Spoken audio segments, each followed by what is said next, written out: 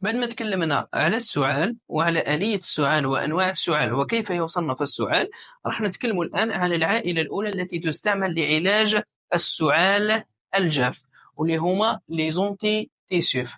بالنسبة لليزونتي تيسيف هي الأدوية اللي نستعملوهم لعلاج السعال الجاف، يعني السعال اللي يكون ما فيش ما هو مصحوب حتى بحاجة.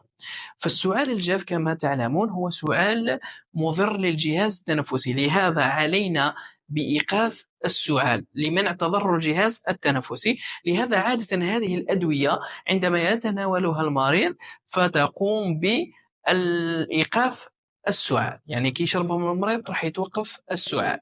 درك هذه الأدوية اللي هما لي زونتيتيسيف يتقسموا إلى 3 عائلات رئيسية. العائلة الأولى اسمهم لي زونتيتيسيف أوبياسي، يعني التي تحتوي على الأفيون. ثاني نوع هي لي زونتيتيسيف نو أوبياسي، يعني الأدوية اللي توقف السعال الجاف ولكن غير أفيونية. ثالثا اللي هما لي زونتي إستامين، اللي هما نستعملوهم في حالات السعال اللي يكون مصحوب بالحساسية. راح نتكلموا على كل واحدة فيهم. نبداو أول حاجة اللي هما لي زونتي تيسيف أوبياسي. لي زونتي تيسيف أوبياسي هذو العمل تاعهم يحتوي على مادة الأفيون أولا، وإحنا على بالنا مادة الأفيون تعمل على الجهاز، على مركز الجهاز التنفسي في الجهاز العصبي، فتقوم بإيقاف السعال. ومن أهم المواد الأفيونية هي مادة الكوديين. ولكن هذه الأدوية اللي هما الأفيون لي زونتيتيسيف أوبياسي ما نبيعوهمش إلا بوصفة طبية، لأنه كما تعلمون أن الأفيون هو مادة مخدرة، وبالتالي يمنع استعمال وبيعها بدون وصفة طبية.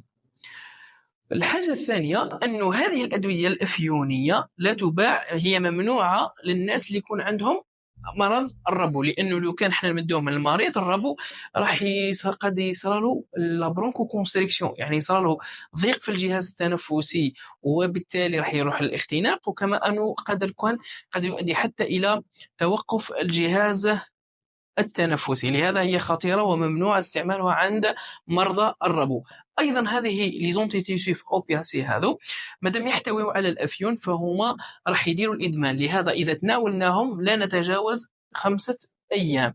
وأخيرا هذه الأدوية تسبب النعاس، لهذا علينا إذا وجدناها في وصفة طبية وأعطيناها للمريض علينا أن ننصح المريض أن يتناولها ليلا، وإذا تناولها نهارا عليه أن لا يقوم بأي جهد أو عمل يتطلب تركيز، مثلا كسياقة السيارة، لأنه قد يتسبب في حادث، لأنه هذه الأدوية تسبب النعاس وقلة التركيز.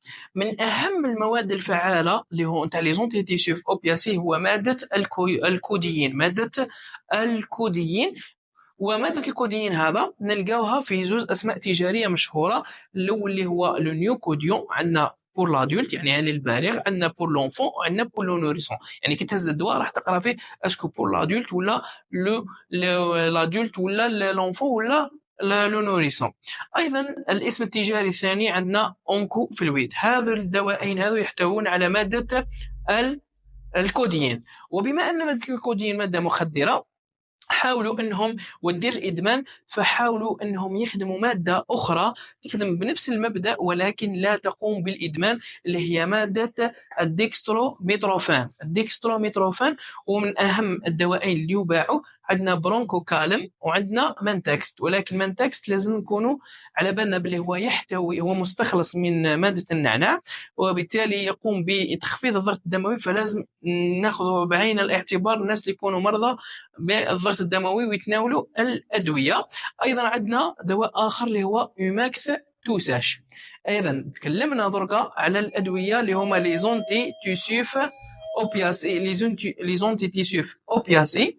دركا راح ننتقلوا للعائلة الثانية اللي يسميوهم لي زونتي تيسيف نو أوبياسي، وهذا عادة اللي رانا نقدموهم للمريض عندما يأتينا للصيدلية يعني اكتب لي أن السعال تاعو جاف. من أهم هذه الأدوية تباع بكثرة بيانسور. أيضا من إيجابيتها أنها لا تسبب النعاس، وهي آمنة يعني ما فيهاش خطورة. فعادة أهم الأسماء التجارية عندنا أوبناكس، عندنا سينيكود، وعندنا دينورال. هذا هما الأدوية عادة، وهذا يحتوي على مواد كيميائية، لكن من الأفضل أن نقوم ببيع الأدوية اللي هي مستخلصة من النباتات.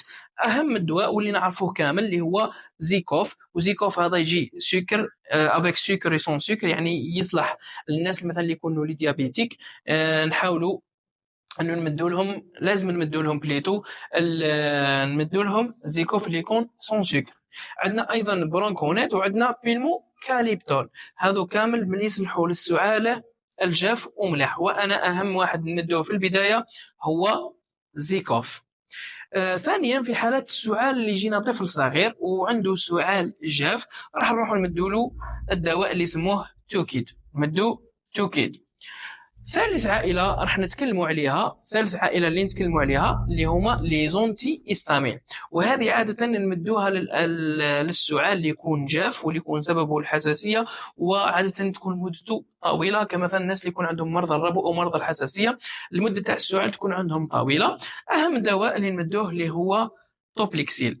ومن هنا يعني تكلمنا عن لي زونتيتيوسيف، عرفنا لي زونتيتيوسيف اوبياسي ونبيعوهمش الا بوصفه طبيه. عندنا العائله الثانيه اللي نقدروا نبيعوها ونكونوا حرين في بيعها هي لي زونتيتيوسيف نو اوبياسي، من اهمهم زيكوف وبرونكونات، وعند الولاد الصغار عندنا توكيد. وعندنا بور لي زونتي استامين عندنا التوبليكسيل، ولكن ديروا في حسابكم باللي توبليكسيل راه سيداتيف، سيتادير راه يدير النعاس.